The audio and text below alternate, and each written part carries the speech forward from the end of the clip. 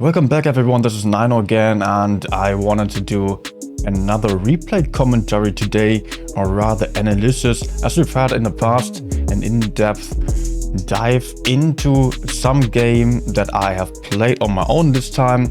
This format has been dead for quite some time, but I thought it would be a really nice thing to just keep it going again and just analyze a few more battles, give some more insight on what is actually going on now. So today we've got a WT game played by myself, and I've got to say it is probably the best game I've ever had. Although I mostly played tier 10, at some point I was like, okay, let's just have some fun on tier 9 again and just see how it goes. And WT, this was, by the way, before the rebalancing, where the WT got slightly worse DPM, yet it got a little bit better mobility.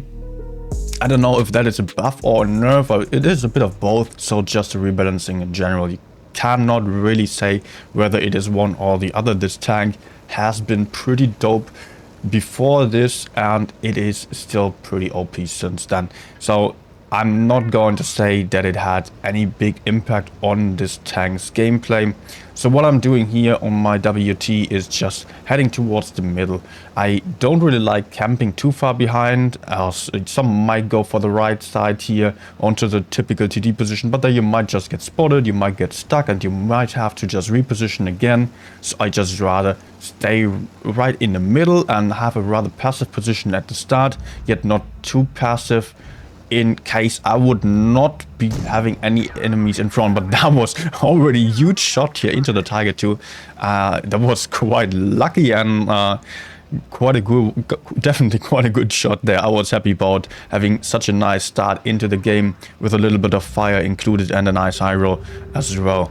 And yet it is not really happening a lot so far. I just had to collect some information from my teammates, or just waited for them to just collect some info, as I am playing a very weakly armored tank in this case. WT, if it is like too aggressive on one side or the other, just as any other weakly armored tank, you might just find yourself to be in a really tricky position if you don't have light tank mobility to just run away again and get somewhere else. So what I'm doing here is just trying to collect this information, use this information that my teammates provide, and see if I can support on one side or the other. We already notice here at this point that there are two enemies on the A side, while there was only one of my teammates on A. So I'm using this info to just put out some shots onto those guys. Failed my HE, unfortunately.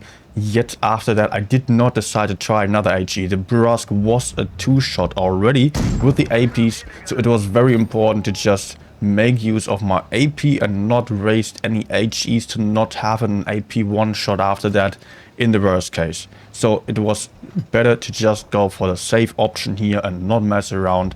Just go for the safe option. In this case here, I was not going for the safe option because I've seen the small opportunity of getting in a shot for free without having to take any damage in return. The Tiger 2 still was spotted shortly before, so it was worth a blind shot. I didn't have any better options anyway, so I can put out in a nice heat here after having killed the Brusque and shot down the Tiger 2. But the Tiger 2 is not going to be too dangerous. If the Tiger 2 is pushing onto me, I can easily take him out with an HE.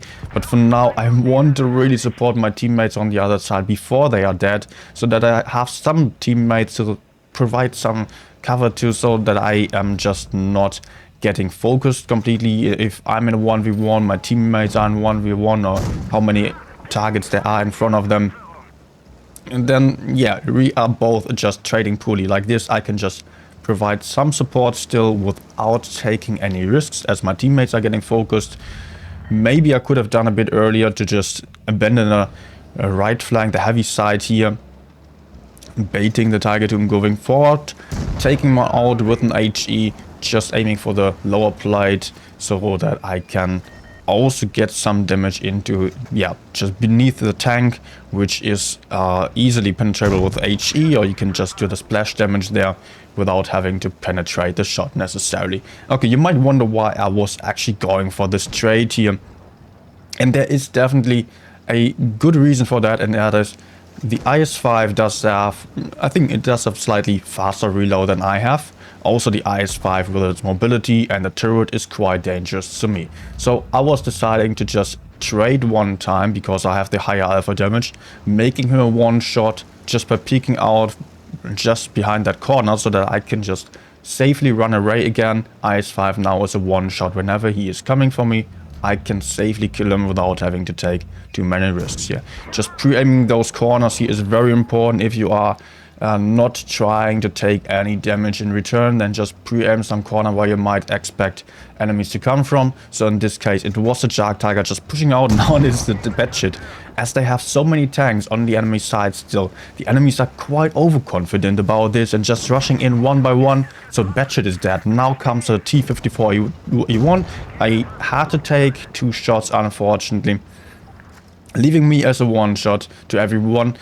But that is still enough of hit points to just be alive. That is all I'm caring about right now. I'm still alive, doing the same thing over and again, pre-aiming the corner, putting myself into a position where I can easily run from, trying to just run from the Jagdtiger. That's still the IS-5 somewhere. I don't know where he is. He might be capturing bases or whatever. I'm slightly worried about that, and he is right in front of me, right behind me, so to say, and misses me as I just managed to move forward right when it was needed.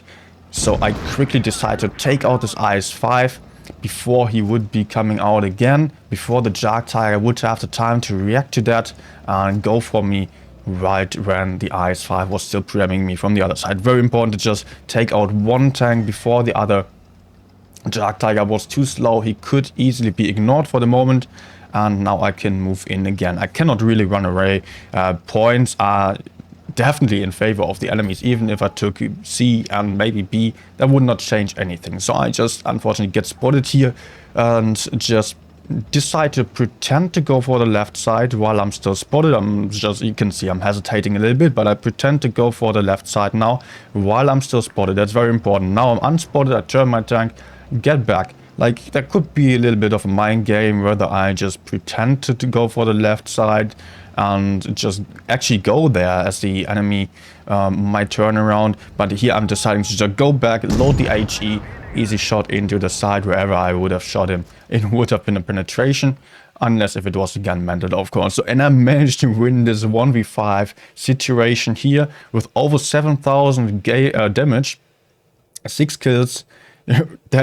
That alone is a huge number for tier 9, but combined with a 1v5, that was definitely my best, if not one of my best, if not my best ever game in about 100,000 battles.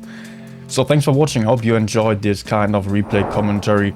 Don't forget to check out my tactical video on how to improve your damage. If you have not done so yet, just check it out right there.